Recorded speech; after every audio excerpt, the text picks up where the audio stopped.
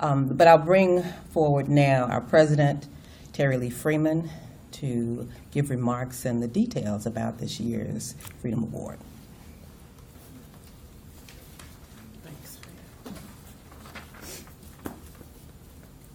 Good afternoon. How's everybody doing?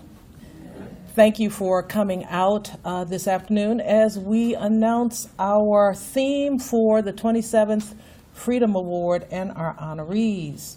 You know, each year the National Civil Rights Museum presents the Freedom Award, our tribute to individuals whose tenacity, determination, and tireless efforts contributed significantly to civil and human rights.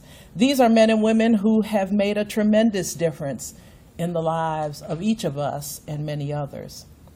This year's theme is 1968, a reflection of a pivotal year in modern American and world history when the fight for equality went global.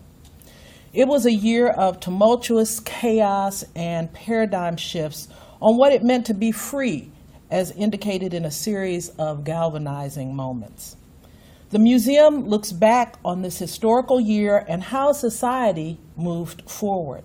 It looks toward leadership, champions of freedom who have been tested through trials and tragedies and remain invested in lighting the way for those who continue to struggle. So we are pleased to announce this year's Freedom Award honorees. This year we are honoring a man who is recognized for his work in criminal justice and international affairs, playing a key role in U.S. foreign policy. We will present the Freedom Award to Vice President Joe Biden. Our second honoree is one of the foremost civil rights, religious, and political figures of our time, known for bringing people together on common ground across lines of race, faith, gender, culture, and class. We also honor the Reverend Jesse Lewis Jackson, Sr. with the Freedom Award. And finally, our third honoree is a philanthropist whose lifetime of executive and entrepreneurial experience has shaped his work in programs designed to tackle urban challenges. We will also honor Joseph Pitt Hyde with the Freedom Award. Our 27th Freedom Award also includes a special tribute to Ms. Aretha Franklin. The museum will pay tribute to the Queen of Soul, and during the award ceremony, we will acknowledge her role in the civil rights and women's rights movements. It's interesting to note that in 1968, Aretha Franklin released her album, Lady Soul, which had on it A Natural Woman and Chain of Fools. She had an impact on the civil rights movement as well as women's rights. And so we will honor her at the Freedom Award. The award is Wednesday, October 17th, 2018.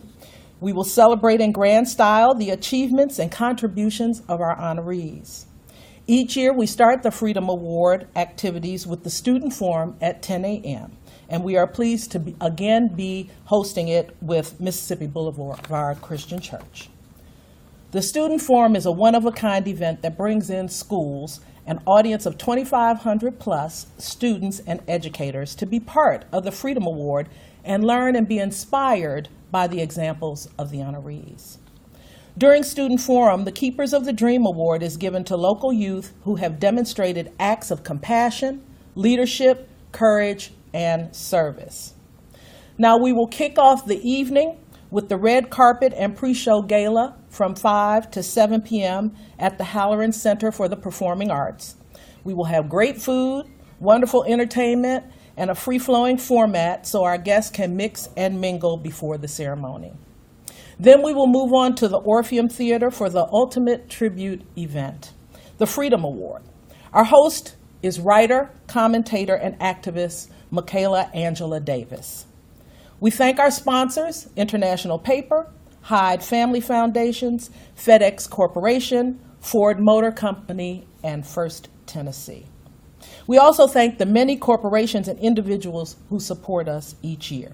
So we look forward to seeing all of you on Wednesday, October 17th at the Halloran Center and the Orpheum. Thank you. Ready? Mm-hmm. Everybody ready? So you announced it being 1968. Tell us a little bit about the theme and how you guys, why it was important to highlight that. Well, we spent nearly 2 years focusing on the 50th commemoration of the assassination. But 1968 was a really pivotal year in our nation's history. So many things occurred that were both chaotic but also forward-moving. And so we thought 1968 was appropriate, given you had 2 assassinations that year.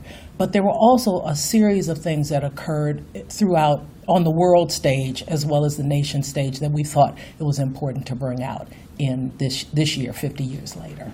Talk to us a little bit about some of the honorees, some big names. Just kind of describe maybe each one and how you guys came up with that and why. Well, each of those 3 individuals was impacted by the events of 1968.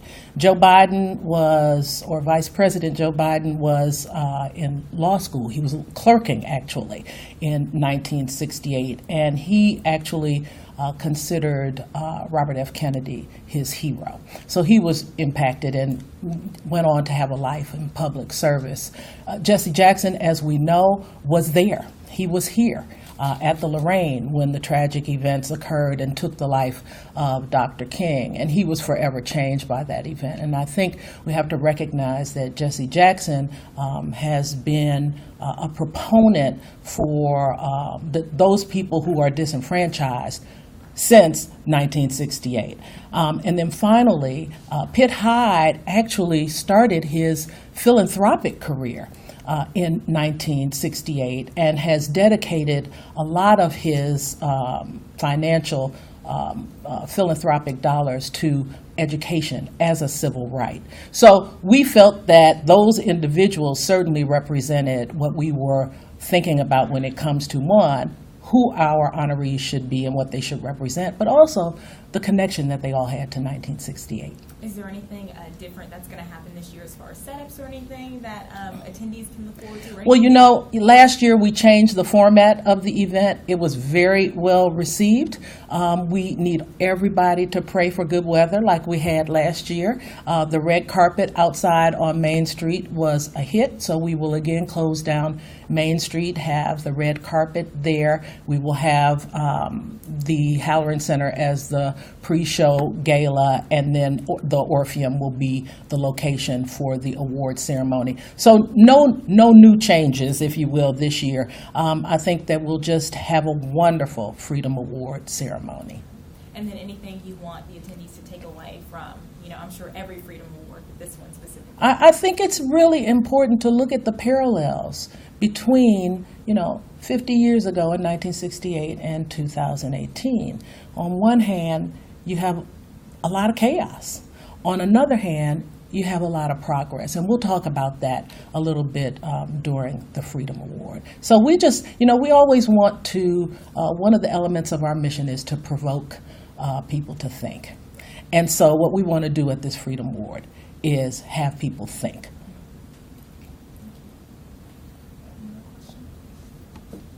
Thank you very much. Thank you. Thank you. Thank you.